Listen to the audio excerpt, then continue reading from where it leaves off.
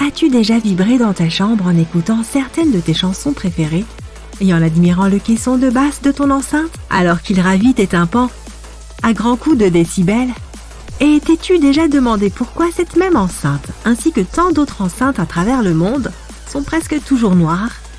Certains d'entre vous sont probablement en train de crier sur leur écran en ce moment même pour dire que leurs enceintes sont vertes, rouges ou de toute autre couleur de l'arc-en-ciel.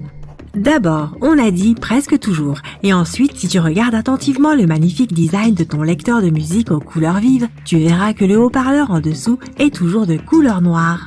Une explication possible à cela est que la technologie originale avait un diaphragme avec des particules noires dessus. Ainsi, dès qu'un son est amplifié, il envoie une charge à travers le diaphragme, et ces particules noires sont poussées vers le haut.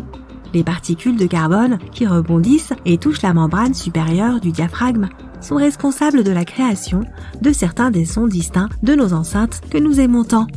Les fabricants d'enceintes ont dû en avoir assez de voir leurs produits changer de couleur en cas d'utilisation prolongée et de voir ces particules noires se déposer sur la membrane supérieure du diaphragme.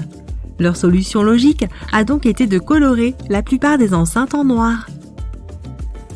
Une autre raison plus pratique pour laquelle les enceintes sont le plus souvent colorées en noir est que c'est une teinte qui s'accorde facilement avec de nombreux types de décors. Les murs, les meubles et les vêtements se trouvent souvent rehaussés lorsqu'ils sont combinés avec cette couleur. C'est pourquoi elle est si répandue.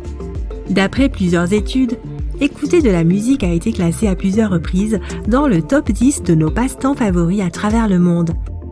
De nos jours, on trouve des haut-parleurs partout, dans ta télévision, ton ordinateur portable et ton téléphone. Tu ne peux pas leur échapper, mais regardons un peu comment tout ça a commencé. Leurs origines se trouvent dans la technologie de la radio et du téléphone. La première forme de haut-parleur a été développée par Johann Philipp Reis en 1861. Cet inventeur allemand autodidacte a installé le haut-parleur sur son téléphone. Il était tout juste capable de reproduire des tonalités claires, mais il pouvait aussi reproduire des paroles étouffées après quelques révisions. Alexander Graham Bell, l'inventeur du téléphone, a décidé d'essayer de produire une version améliorée du haut-parleur de Reis. En gros, Bell et d'autres inventeurs cherchaient à fabriquer un haut-parleur électrodynamique.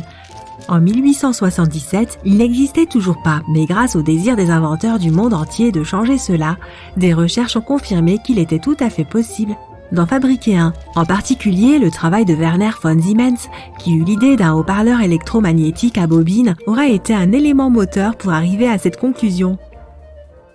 Question suivante. Pourquoi y a-t-il des aimants dans les haut-parleurs?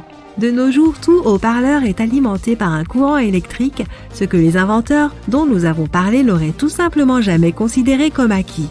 Lorsque ce courant électrique change, il produit un champ magnétique. Pour faire bouger le panneau de l'enceinte, on utilise des aimants afin de créer un champ magnétique opposé qui crée des vibrations. Ces vibrations sont le son que nous finissons par entendre. Plus l'aimant est gros, plus le haut-parleur sera fort.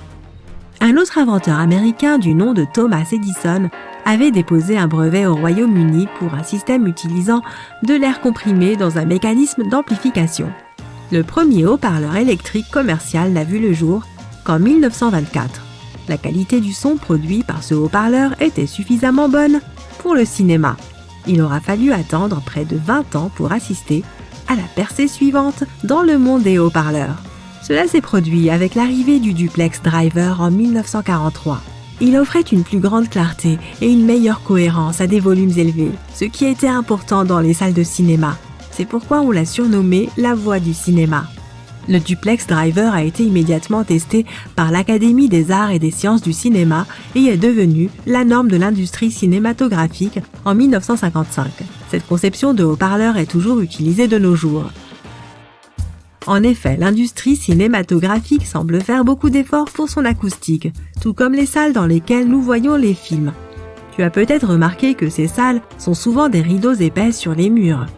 Il s'agit de rideaux insonorisés ou acoustiques, et ils sont beaucoup plus épais que les rideaux standards. Ils sont constitués de tissus plus lourds et tissés serrés, ou bien ont des doublures de meilleure qualité. Cela leur permet d'absorber le son et de réduire la réflexion acoustique du plafond et des murs de la pièce. Au final, cela crée une bien meilleure expérience sonore. C'est pour la même raison que les moquettes sont si épaisses dans les cinémas.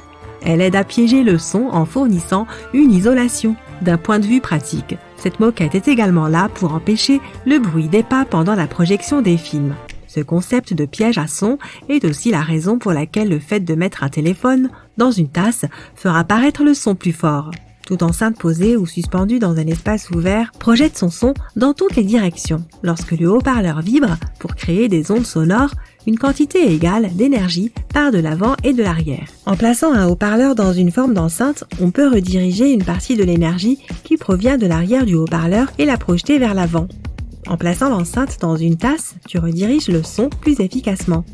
Il ne voyage que dans un sens, ce qui fait qu'il semble plus fort que ce que tu entendrais en le sortant de la tasse. En parlant de téléphone et de haut-parleur, t'es-tu déjà demandé pourquoi ton téléphone portable générait un bourdonnement dans ton haut-parleur ? Cela peut se produire lorsque les deux gadgets sont proches l'un de l'autre et que ton portable essaye d'envoyer et de recevoir des données. Le transfert d'informations produit des perturbations électromagnétiques dans l'environnement des haut-parleurs. Cela crée du bruit dans l'audio et par conséquent, tu peux entendre le bourdonnement provenant de tes enceintes. Un moyen simple d'éviter ce bourdonnement irritant est simplement d'éloigner ton téléphone de ton haut-parleur ou vice-versa. Cela permettra d'éliminer ce que l'on appelle les interférences électromagnétiques.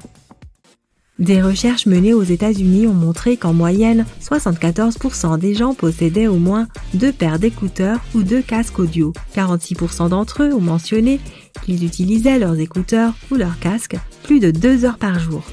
Certains choisissent leurs écouteurs ou leurs casques en fonction de leur apparence, d'autres en fonction de la qualité du son. Dans les deux cas, trouver le bon gadget est important car beaucoup de gens sont prêts à y consacrer plus d'une centaine d'euros.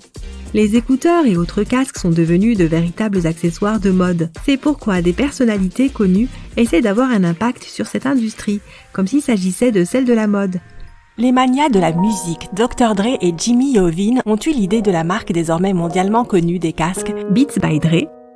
Ils se promenaient le long de l'océan Pacifique un jour de 2006, discutant d'une affaire de chaussures de sport, car ils avaient reçu une offre d'une grande marque dans ce domaine.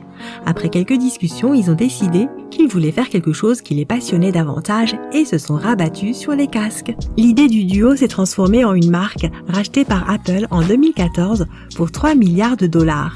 C'était la plus grosse transaction de l'histoire d'Apple et Beats by Dre contrôlait 70% du marché des casques au moment de la signature. Cette opération a permis à Apple de prendre le contrôle de ce secteur. La sortie en 2016 de leur célèbre écouteur sans fil, les AirPods, a conforté l'entreprise dans cette position. Mais comment ces écouteurs sans fil que beaucoup d'entre nous possèdent fonctionnent-ils réellement ? Ils dépendent en réalité de batteries internes pour avoir suffisamment de puissance afin de rester sans fil. Le plus souvent, ils ont des piles rechargeables intégrées, mais parfois ils continuent à fonctionner grâce à des piles AA ou AAA standard. Ils reçoivent des signaux transmis sans fil depuis leur source audio appariée, que ce soit ton téléphone ou ton ordinateur portable. Ces signaux sont codés par l'appareil source et transmis le plus souvent par des fréquences radio ou des supports infrarouges. Les écouteurs reçoivent le signal et le décodent en audio, et tu peux profiter de ta musique en toute liberté.